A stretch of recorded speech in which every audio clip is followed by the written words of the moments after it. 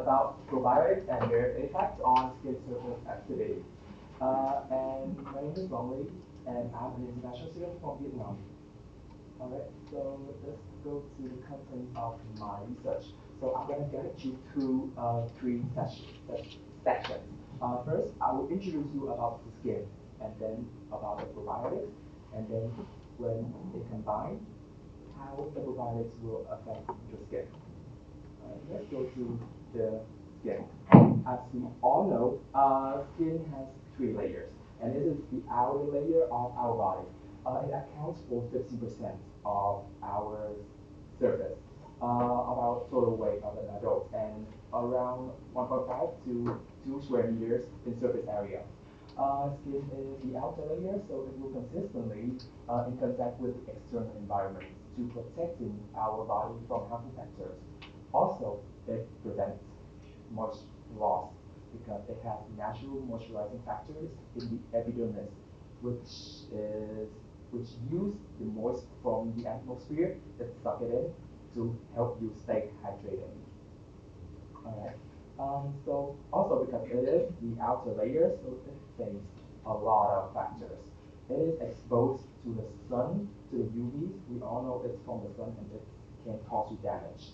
It is also environment conditions, just like rain, dust, and some sort of like smoke can also cause harm to your skin. For the internal factors, influences of hormones and pigmentation level is also cause damage for the skin.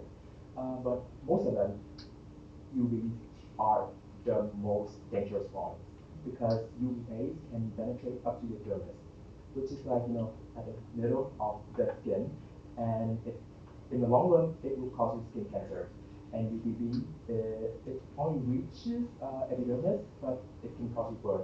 B here means burn, and A here is aging. And for the probiotics, we all live with probiotics for like thousands of years since we discovered like bread, wine, yogurt. Those are products containing probiotics, and it's firstly it has the effects on your intestinal like gut and then health of the intestine. So it prevents many of the risk, like allergy risk, infection risk, and more of that. So preventive products have been used for a very long time, and we all know that it is beneficial to our body, but to some extent in the past. In 1907, Ellie Mechkino has did the research on probiotics to help us understand the links between it and human health. And that is the basis to help we understand more about the probiotics. In 1989, Werner Collab has did a further research and come up with the term probiotics, which is like a living microorganism that is everywhere in our body, our face, our intestine. And so what does it actually do to our skin? That is a very interesting question and also like the main point of my presentation today. So probiotic in skin, it has a lot of effects on the skin. Just a fun fact here. Does anyone know about the existence of like a fermented milk Yakult? Yes. Yes. Alright. So in 2012, the Chinese scientists did a really fun research. So for hairless mice, they administrated it with a Yakult probiotics, and it turns out it improved elasticity of the skin, like significantly. So we can see here, probiotics can help with anti-photoaging, skin whitening, skin moisturization, as I mentioned before, the NMF, natural moisturizer factors, because on your intestine, it helps regulate amino acid. And NMF, the natural moisturizing factor, contains ingredients like NMF, like amino acid, urea, and those are like water soluble substances. And furthermore, we can see here like very most of them are like a familiar family of bacteria of probiotics like lactobacillus or like bifidobacteria. So to get to know better the probiotics, have I have done the literature review on many research, and I also compare and contrast. All of them turn out to support each other with no contrast. So I narrowed my research down to just a family that is called Lactobacillus aedophilus. This is like one of the most known probiotic strain, and it is everywhere.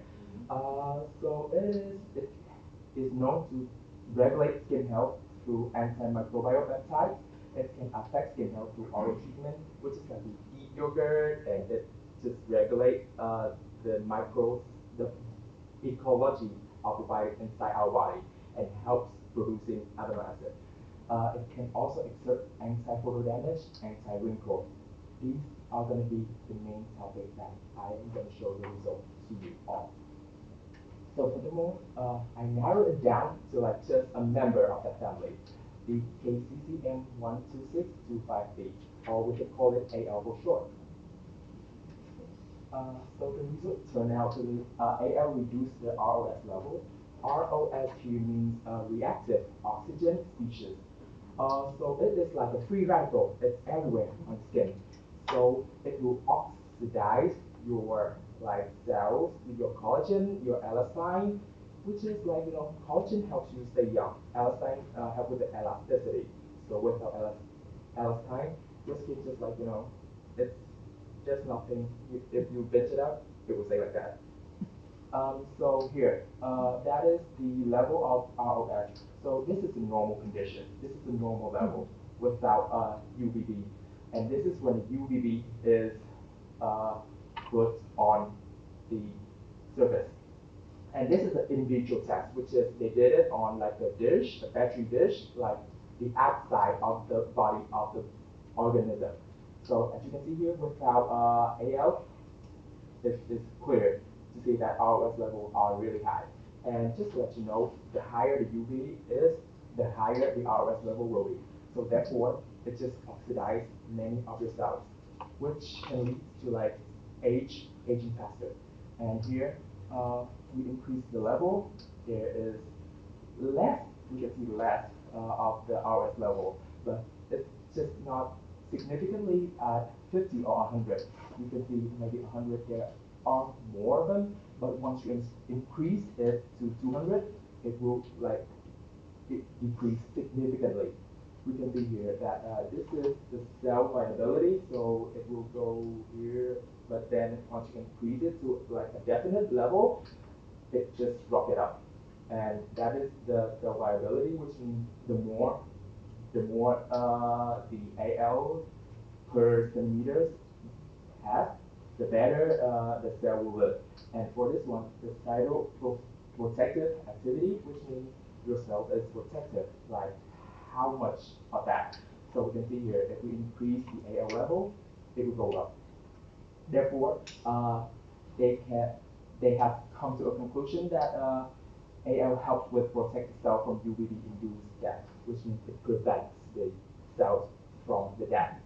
So it has the antioxidant effect because it reduces the oxidizing factor, which is the ROS. That is for antioxidant effect. And coming up next, that is for anti-wrinkle effect. For this one, I call it HACAP cells, which is like a hypersensitivity keratinocytes. This one is exposed with elastin and SANA, which is just like, it decreases the level of elastin in your body. AL demonstrated dose-dependent inhibition of elastase activity, which means it lowers the chances of your elastin got broken down by the elastase inhibition activity. It also reduced the MMP1 expression. The MMP here is like a matrix metallipoproteinase, which can destroy collagen. So if you don't have collagen, your skin will age much faster. So if you use it, which means it helps you stay young, and suppress the expression of other MMP, which also have the same effect. You can see here, you can see that the higher the level, the lower the effect of these MMP will be. While the SIRT one, we call it 13. It's just like it helps your cell, it strengthens your cell, so it increases, which is crucial for cell survival. So since the elastine has been increased and prevented from being broken down, therefore AL has an anti-wrinkle effect. And for the last one, anti-melanogenesis, anti-melanogenesis. As far as I know, everyone here, if we are exposed to the sun for a very long time, we will get melanin. So just for the information, because we have different skin color because we live in a different condition. So for example, people who live near the equator, they are exposed to the sun like much more. So their skin have a tendency to be darker because the melanin has to like raise the level up to prevent the sun from damaging your skin.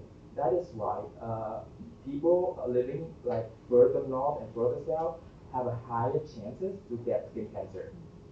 But that does not mean people who have like a darker skin won't get skin cancer.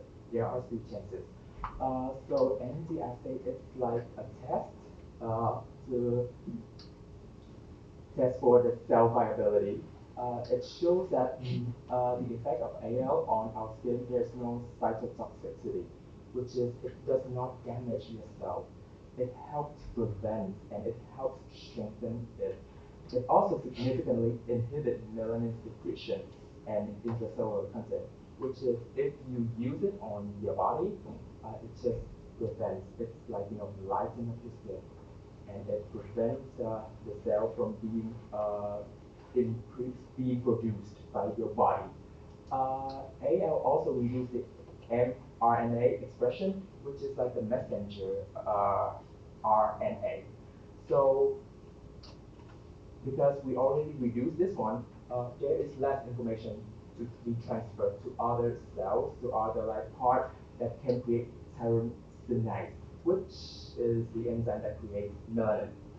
So there's also a type of enzyme that creates tyrosinase, which is, it lessens the effect of melanin on your body.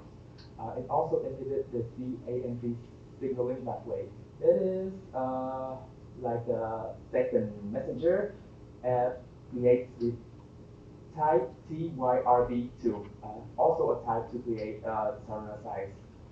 Therefore, AL has an anti-melanogenesis effect. Alright, so in conclusion, it is potential in skin disease treatment. So we already know melanin, like if you create a higher level melanin, like way higher in your body, and like the capability of your body, that will be an instability. So there might be like a malfunctioning happening in your body. So it will potentially prevent it. It is capable of anti-aging, anti-wrinkle, and anti-production of melanin. So that is very clear. Therefore, it can be used to produce skincare products. These days, skincare products that have probiotics are becoming a trend on the market. So that is why, Trailblazer brand like Lancome or Estee Lauder, they launched their probiotic serum like recently, and they've been working on it for a very long time. And it shows that that is very clear. In fact, that AL helps you prevent damage from the external factors, especially the sun. All right, so this is the references of the sources that I did research on. And thank you for listening.